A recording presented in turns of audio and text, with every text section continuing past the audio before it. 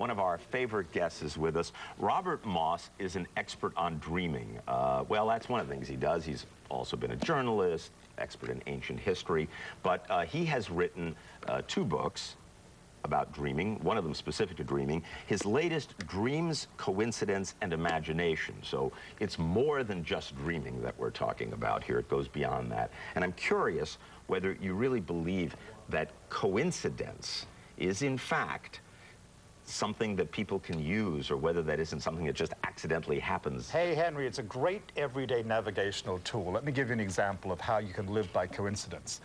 Pay attention to the first vanity plate you see on the road any day, like today. What is the first vanity plate you see on the road? Say, the other day, I was feeling jammed up and blocked in some situation in my life, and I'm getting on the road, and I notice a traffic jam developing ahead, and I'm thinking, oh, great, the world is just mirroring back the way I'm feeling. I'm feeling blocked, I'm heading for this traffic jam. Then a zippy little white car comes in front of me, creates a gap in the traffic through which I can slip, and I'm feeling thankful, and I look at the vanity plate on the car that has just given me deliverance from the jam.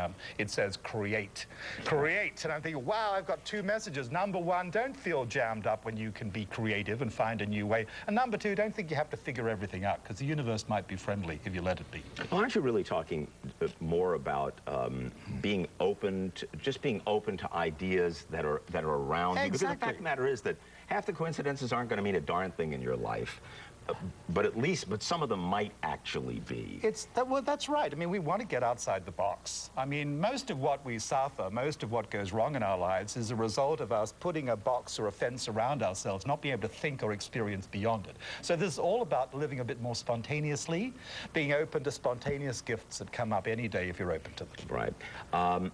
Imagination is sort of an obvious one in terms of finding a way of inspiring your life. But how do you improve your imagination? Many people walk around going, well, I'm just not very imaginative. Well, you know, you want to get in touch with that child inside you, that little boy or little girl inside you. Actually, I've been trying to suppress him, but okay. Well, I think I'd like to see more of him, Henry, because I love this little Henry who comes out to play when I'm around you anyway.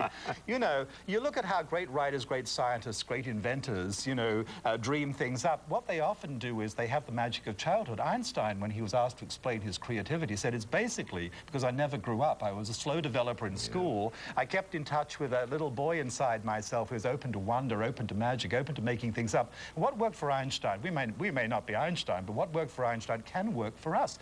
We want to get in touch with that child aspect of ourselves that dares to make things up. I mean, for me, my desk is covered with toy soldiers, marbles, little toys from my childhood, so I will remember to work with that little boy, Robert, who doesn't put the limits around reality that the adult sometimes does.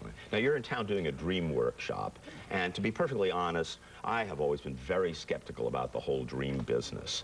I've always felt, well, you know, sure, there's something there, but how can you make anything out of it?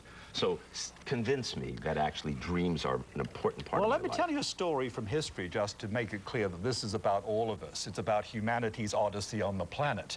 You know, I was studying this the other day. Back in 1937, one of these Brits out in the Middle East, his name was Colonel Dixon, has a dream in Kuwait, and he dreams that he's in the desert under a magnificent and strange ancient tree, and there's a dust devil, a sand devil that blows up. It opens a hole in the ground, and down to the bottom of the hole there's a mummy, and he goes down, and the mummy lives. The mummy rises from its tomb, and it turns into a beautiful woman who needs to be cleaned up. He takes her back to his house, cleans her up, and she gives him a gift. How come I never get these dreams? Go ahead. She tells him there's treasure to be found at this location.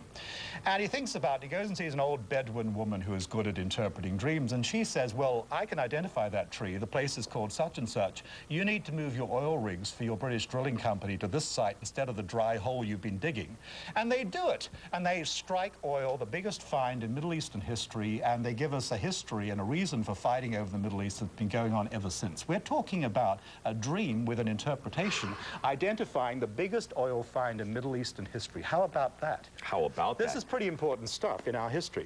So the book is called The Three Only Things. How do you encourage that kind of useful dreaming as opposed to the kind I have, which A, I forget, and B, never do any good. Part of it is finding a buddy with whom you can share things the right way, Henry. I mean, when we talk about dreams or anything from life, we learn to say, hey, if it were my dream, if it were my life, I'd think about such and such. So we give any association we darn well like because we do so politely. We don't lay down the law and play guru or Freud.